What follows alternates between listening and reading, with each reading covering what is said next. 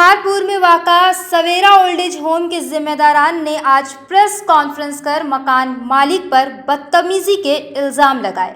दरअसल ये old age home 2022 तक के लिए लीज पर लिया गया था, जिसे पूरे होने में अब भी वक्त बाकी है। पर इससे पहले ही 26 सितंबर को मकान मालिक के जरिए किराए को लेकर मारपीट की गई, जिसके फुटेज सीसीटीवी कैमरे में कैद है और इसके खिलाफ ओल्ड एज होम के जिम्मेदारान ने भी FIR कराई है। इनका यह भी इल्ज़ाम है कि किराया देने के बावजूद किराए नहीं देने की बात की जाती है और किराए की रसीद मांगने पर हमें किराए का रसीद नहीं मिलता है। वहीं दूसरी तरफ मकान मालिक कैमरे पर तो नहीं आए, पर इनका कहना है कि ये लोग ये मकान हड़प करना चाहते हैं, ये लोग छोड़ना नहीं चाहते हैं। पर आगे कोर्ट है, इस मामले में कोर्ट अब सुनवाई करेगी।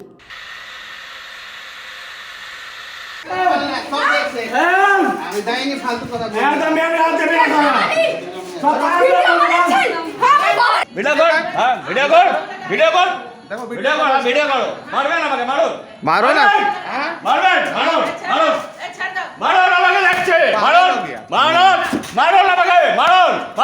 छोड़ी আমার শালা শরীর খারাপ একটা ভিডিও করো বেঈমান কথা আপনি ঠিক করে বলুন। আজ পর্যন্ত দিয়েছেন মারা ঠিক মতো শরীর খারাপ আছে আমার বলে দিচ্ছি, এখনো বাইরের লোক ডাকিনি, আমার ঘরের লোক আসবে পরিষ্কার চলি না বাবা। আপনারা যেমন বাপ বেটা করছেন না, আমি আমার ফ্যামিলি নিয়ে চলে हम बैठे थे, टीवी देख रहे थे। टीवी देखने के बाद बाहर से बहुत भीड़ उड़ हुआ, यहाँ पे तो खेलते लाए। तो कौन लोग था? क्या महसूस कर रहे हैं यहाँ पर, कितना सेफ्टी महसूस कर रहे हैं, क्या देख रहे हैं? जिस तरह से ये लोग सेवा दे रहे हैं, एक तरफ जिसका ये मकान है वो इस तरह से आके टॉर्चरिंग कर रहे हैं, किस तरह से देख रहे हैं? सेवा तो हो रहा है, तो कर रहे हैं अच्छे से सेवा। कोई चीज़ का तकलीफ नहीं है, उनके पास कोई तकलीफ नहीं है, कोई तकलीफ नहीं है। अच्छे से हम लोग को खाना पीना भी दे रहे हैं, क्या हम लोग कर रहे हैं, सब भी अच्छे से कर रहे हैं। आपका नाम? लालिमा दास। हो रहा था तो हम तो गए थे बाहर में पिताजी को संभालने के लिए, और हम खड़े हो गए बीच में, और वो कूदा के अपने आप खेल रहे थे, मार रहे थे, कॉलर पकड़ रहे थे। फिर भी हम बोले कि आप ऐसा मत करिए, आप मारिए मत, उम्मीदवार है, लेकिन हम बोले। इसके बाद में फिर वहाँ पर तो खड़े हो गए, फिर पिताजी को भीतर करने के लिए कोशिश कर रहे, उन लोग और उछल के आ रहे हैं मारने के लिए। हम शुरू से अंत तक बाहर ही थे बचाने के लिए। उसके बाद में यहाँ पर ही भैया खड़े थे, सुधीर भैया, उसकी लड़की आके उसको ज़बरदस्ती कॉलर पकड़ रही है, मार रही है, एकदम चिल्ला रही है, एकदम पूरा गाली गुप्ता एकदम दे रहा है। लेकिन बाहर का आदमी लोग भी एकदम जमा हो गया था उसको मारने के लिए, भैया को और पापा को लेके। उन लोगों को भी हम बहुत संभाले, उनको समझाएं। लेकिन तो किस तरह से देख रहे हैं यहाँ का सेवा कैसा मिलता है? हाँ, सेवा तो हम लोग को कोई कमी नहीं है, खाने पीने ठीक टाइम पर देता है और दवाई दारू भी देता है।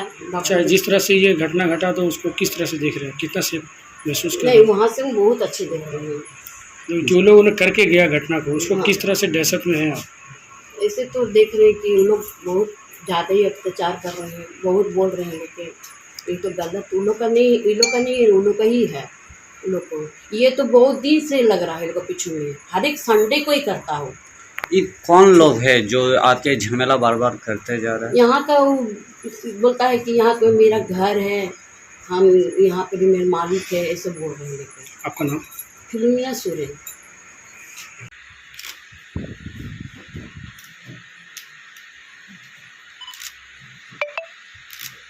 आश्रम 2017 से आसनसोल में वृद्ध लोगों की सेवा के लिए तत्पर है।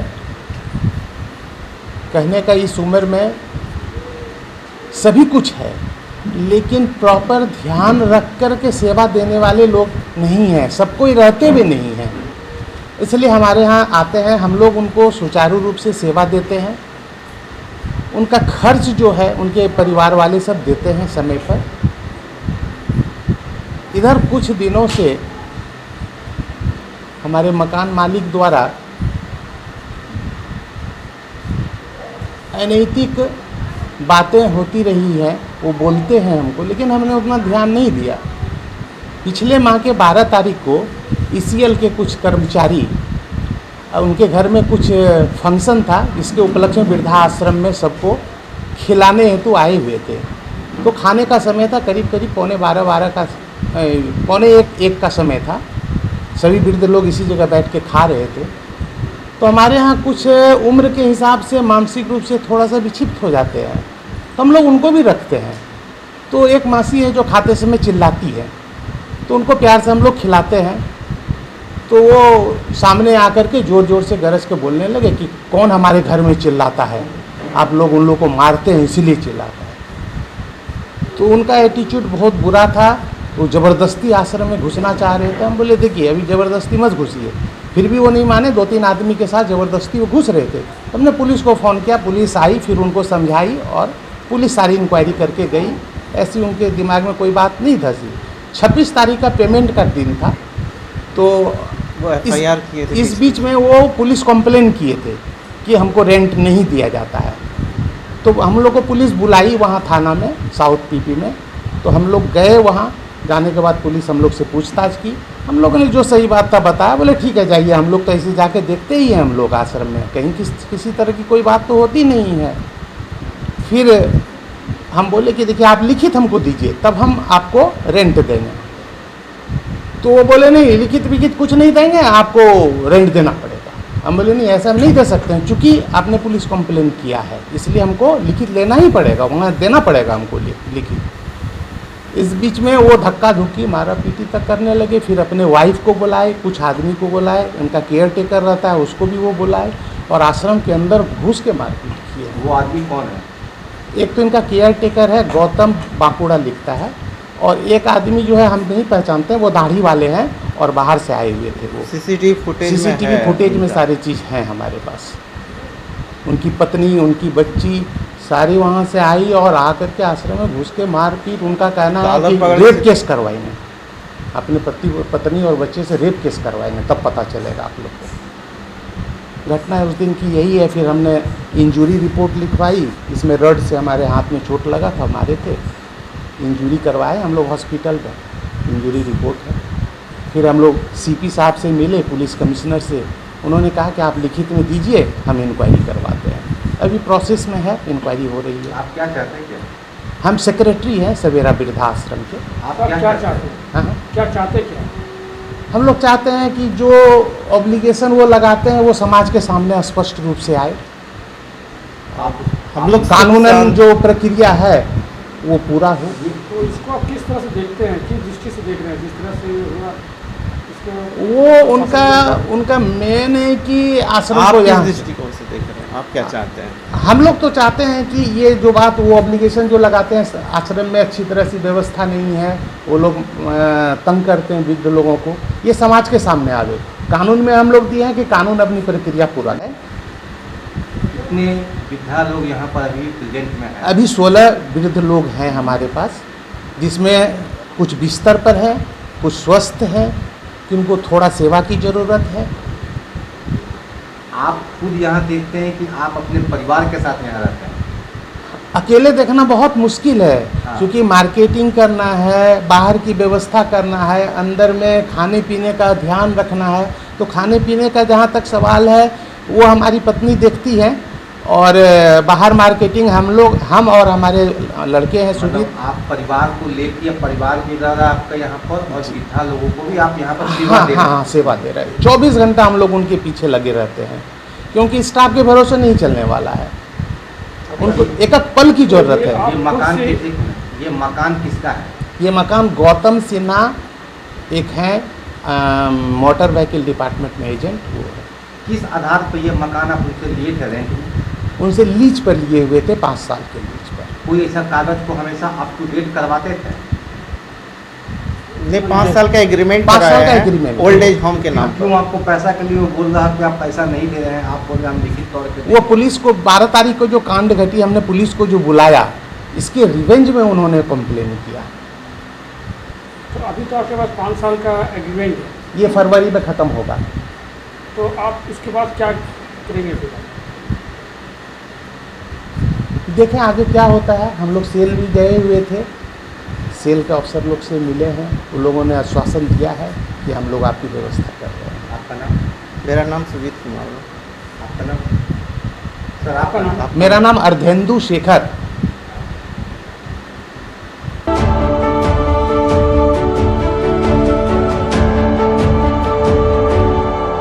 याद हो कि कोयला तस्करी मामले में लाला के करीबी बताए जाने वाले जयदेव मंडल, नीरद, ग्रुप ऑफ 2 और नारायण को रिमांड पर लिया गया था और आज ये वक्त मुकम्मल होने के बाद फिर से इन्हें यानी जुमा के रोज़ आसनसोल कोर्ट में पेश किया गया, जहां सीबीआई स्पेशल कोर्ट ने चारों की जमानत अर्जी खारिज कर दी है और सभी को जुडिशियल कस्टडी में जेल भेज दिया गया।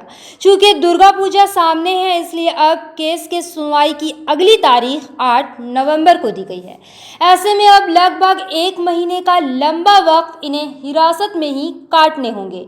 बताते चले कि इसके पहले सीबीआई ने जयदेव को 3 और बाकी सभी मुलजमीन को 2 बार रिमांड पर लिया था।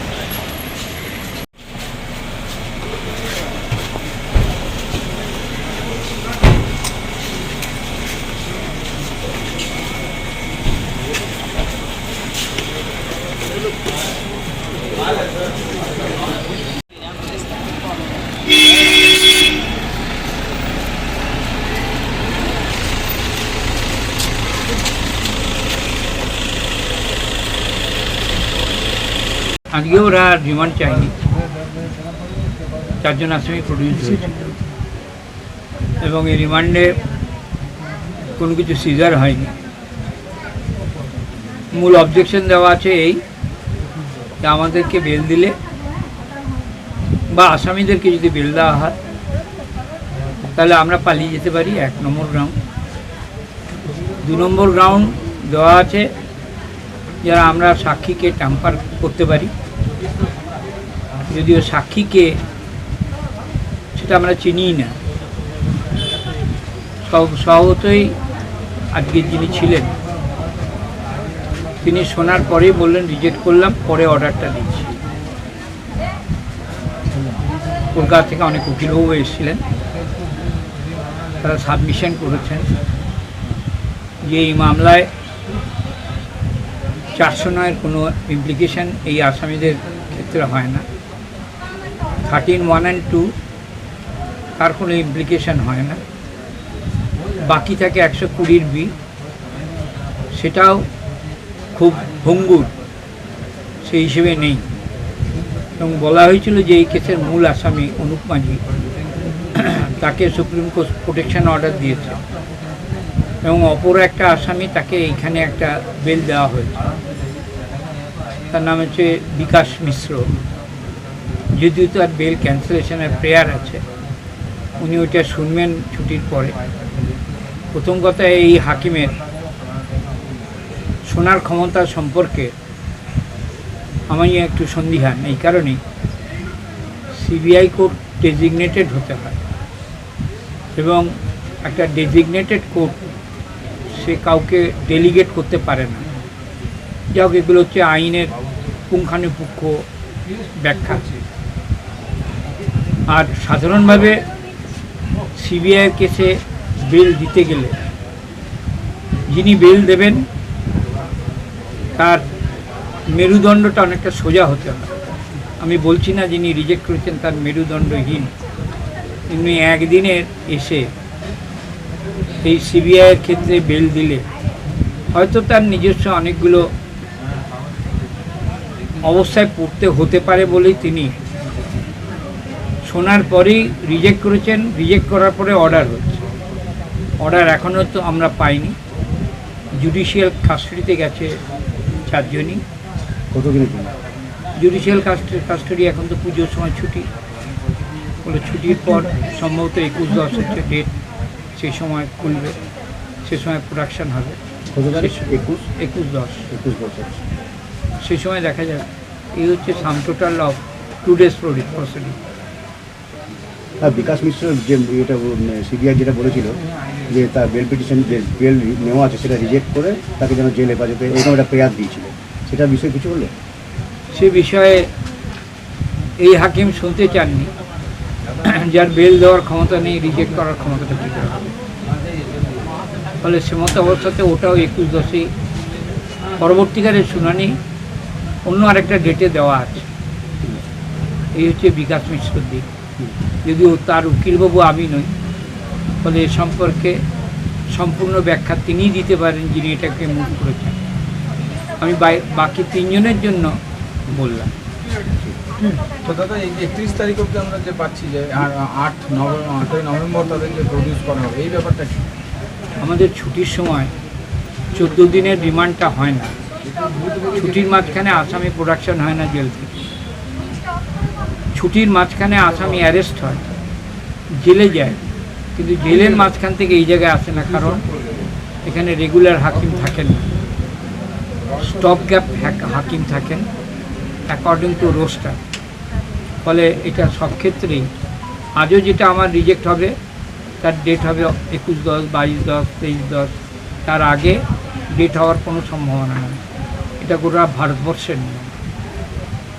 না, আমরা যেটা একটা খবর পেলাম যে 8 নভেম্বর নাকি আবার তাদেরকে পুনরায় পেশ করা হবে। কি 8ই নভেম্বর এই 4 জনকে? 8ই নভেম্বর? হ্যাঁ, এটা কি তাহলে 8-11 হতে পারে, সেটা হতে পারে, কিন্তু এখন তো ওই সিবিআই এটা হতে পারে, তার কারণ হচ্ছে ডিস্ট্রিক্ট জজের ছুটিটা আমাদের থেকে অনেক বেশি।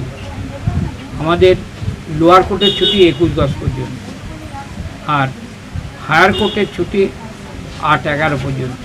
ফলে ওই জায়গায় প্রোডাকশন করতে গেলে 8-11তেই হবে।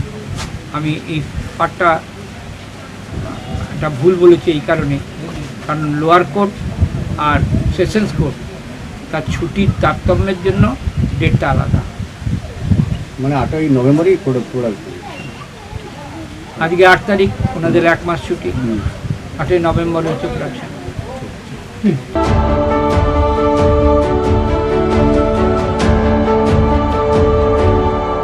আসতে হবে, তারপরে তোমার देरी का है और हमसे पूछिए।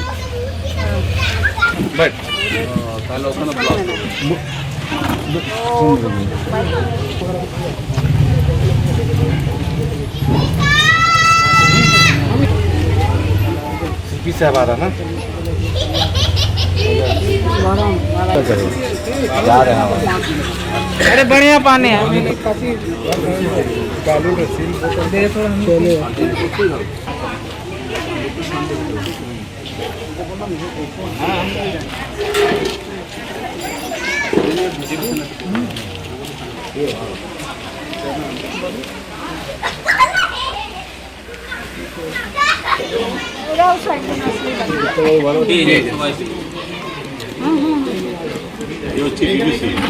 যারা আছেন তাদের প্রত্যেকে এদের কি যেন পোস্ট বেকি যেটা রয়েছে, তো ওনারা এসেছেন, বারবারই আসছেন, নানা রকম সাহায্য করছেন। আজকে যেটা বিশেষ হয়েছে যে মহামায়া পুজো শুরু হলো, সব গরিব মানুষ তারাও কিছু নতুন বস্ত্র পাক, এইটা মনে করে ওনাদেরকে ধন্যবাদ। আজকে 200 জন দুস্থ মহিলাদের নতুন বস্ত্র তুলে দিয়েছে এবং মানুষ সত্যি খুব খুশি হয়ে ওরা আবার একটা ছোট্ট মাঝিপাড়ার আবেদন রেখেছে, ওনাদের সবারই কাছে বলেছেন ওদের একটা দেবস্থান আছে সেটাকে একটু তৈরি করে দেওয়ার জন্য। আশা করছি এরকম ছোট ছোট কাজ ওনারা আগামী দিনে করবেন, এই গ্রামের একদম আদলই পাল্টে দেবে। ইতিমধ্যেই একটা হাই মাস্টের লাইট লাগানো হয়েছে, যেটাতে নাকি গ্রামের লোকেদের রাস্তার একদম আলোকিত হয়ে গেছে, উপকার পাচ্ছে। তো ওনাদের এই কাজের জন্য সারা আসানসোল, সারা পশ্চিমবঙ্গ, যেমন আমার এই ছোট্ট গ্রামের এরা কিন্তু খুব খুশি। আমরা চাই ওনাদের আরও শ্রীবৃদ্ধি হোক, উন্নত হোক, এখানে আরও কিছু কাজকর্ম করুন ওনারা সবাই, এবং আমার এখানে সবাই সুস্থ থাকুক। আজকে তেলাবাঁধ এই গ্রামে যেটা আমরা অ্যাডপ্ট করেছি সেটা আমরা তো এর আগে কিছু কাজ করেছি বা জানেন আজকে এই পুজোর সময় যাতে সবাই আমার মা বোনেরা যাতে সবাই সুন্দরভাবে থাকে, সুস্থ থাকে, সুন্দর থাকে, তার জন্যে কিছু একটা প্রোগ্রাম করেছি শাড়ি ডিস্ট্রিবিউশন, এবং তা আগামী দিনে আরও আমরা করার পরিকল্পনা করছি, যেমন স্কুল খুললে বাচ্চাদের ড্রেস দেওয়া, আরও যেটা বলছেন একটু মন্দিরের কিছু সংস্কার আছে সেগুলো করা, সেগুলো আস্তে স্টেপ বাই স্টেপ সেগুলো আমরা করব। তো আজকে আমাদের মূল যেটা ছিল যে পুজোর সময় সবাই যাতে সুন্দরভাবে থাকে, তার জন্য শাড়ি বিতরণ আমাদের আজকের অনুষ্ঠানটা ছিল। কতজন? আজকে 200 শাড়ি দিলাম।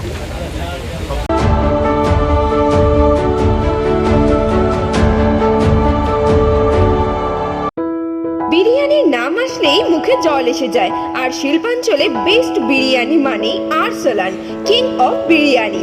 মোর yummy and more hygienic biryani, আরসালানের বিরিয়ানি। আজকেই ফ্যামিলির সাথে আসুন আর আরসালানের বিরিয়ানি উপভোগ করুন।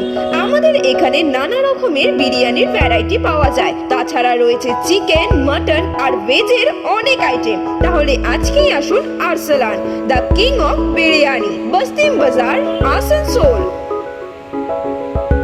क्या आपको विदेश में पढ़ाई करनी है? अपने भविष्य को लेकर आप चिंतित हैं? तो फिर चिंता फिक्र को छोड़ आज ही आए लीव अब्रॉड। जी हाँ, live abroad immigration consultancy service, जहां आपको विदेशों में पढ़ाई करने के लिए हर सुविधा उपलब्ध कराई जाएगी। वो भी बिल्कुल फ्री में सर्विस दी जाएगी। हम आपको विदेशों के अध्ययन की हर बात बारीकी से समझाएंगे। कैरियर और पाठ्यक्रम के उचित परामर्श देंगे। विदेश के लगभग 10 देशों में स्थित स्कूल कॉलेजों में नामांकन करवाएं, जिनमें कनाडा प्रमुख है। आपके रहने का बंदोबस्त भी लिव एब्रोड करेगी, साथ ही वीजा की व्यवस्था भी लिव एब्रोड करेगी। अपने साथ अपने शहर का भी नाम रोशन करें। अब विदेश में पढ़ाई करने के लिए बड़े शहरों में जाने की जरूरत नहीं, घर के पास ही पाएं हर सुविधा, वो भी बिल्कुल फ्री एडवाइस विद हेल्प। विशेष जानकारी के लिए संपर्क करें live abroad, NBF tower opposite Chitra petrol pump, Asansol. Call करें 7063684907 या 7384602176 पर। समस्याओं के समाधान के लिए अब आसनसोल में शुरू हो गया है स्पर्श फर्टिलिटी एंड वुमेन्स केयर। यहाँ महिलाओं की जटिल से जटिल समस्याओं का सटीक इलाज किया जाता है। इसके अलावा विशेषकर इनफर्टिलिटी अर्थात बांझपन का निदान भी किया जाता है। ध्यान रहे, हमारे यहाँ अत्याधुनिक तकनीक द्वारा ICSI करने की भी सुविधा उपलब्ध है। यहाँ OT में HU व HEPA फिल्टर सिस्टम है, जिससे OT का वातावरण स्वच्छ और पोल्यूशन मुक्त रहता है। यूट्रस में माँ के गर्भाशय की तरह स्थिति रहती है। इसके अलावा अत्याधुनिक ICSI machine, world top note seminar floor के साथ बेंच टॉप इंक्यूबेटर, अब मेट्रो सिटी की सुविधा आपको करीब मिलेंगे। इसके अलावा हमारे यहाँ डॉक्टर स्वयं सोनोग्राफी करते हैं और रिपोर्ट तुरंत दिया जाता है। तो महिलाओं की कोई भी समस्या हो, उसके लिए संपर्क करें Sparsh fertility and women's care, GT road, Avishkar building, 3rd floor, Asansol. और ईद जैसे खास मौके को और भी शानदार बनाने के लिए हमजा कलेक्शन लेकर आया है ढेरों स्टाइल और डिज़ाइन के लेडीज ड्रेसेस, जैसे सलवार सूट, गरारा, लहंगा, घाघरा, क्रॉप टॉप, वो भी होलसेल प्राइस पर। तो इस ईद कहीं और क्यों जाना, हमजा कलेक्शन ही आना। हमारा पता है रेल पार, कुरैसी महल्ला, नियर ऑटो स्टैंड।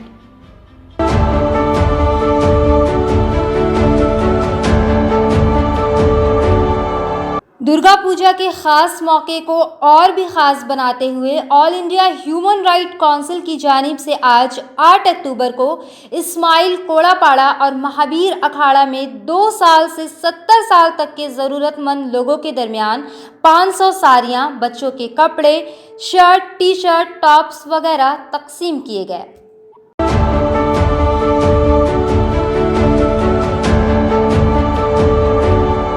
आसनसोल नगर निगम के तत्वाधान में मिशन निर्मल बांग्ला को सफल बनाएं। हमारी प्रतिज्ञा, हमारा गर्व। एक बात सभी याद रखें, कचरा जहाँ तहाँ ना फेंके। कौन सा कचरा कहाँ डालना है अच्छी तरह से समझना है। स्वयं जागरूक हो, औरों को भी जागरूक करें। रिड्यूस, रीयूज और रिसाइकिल प्रक्रिया को अपनाएंगे, सुंदर स्वस्थ आसनसोल बनाएंगे। आसनसोल नगर निगम के ग्रीन और ब्लू बीन का सही इस्तेमाल करें, प्लास्टिक का व्यवहार ना करें और लोगों को भी जागरूक करें। सुंदर परिवेश गढ़े, स्वस्थ रहे। आसनसोल नगर निगम सदैव आपकी सेवा में उपस्थित है। Clean Asansol, green Asansol.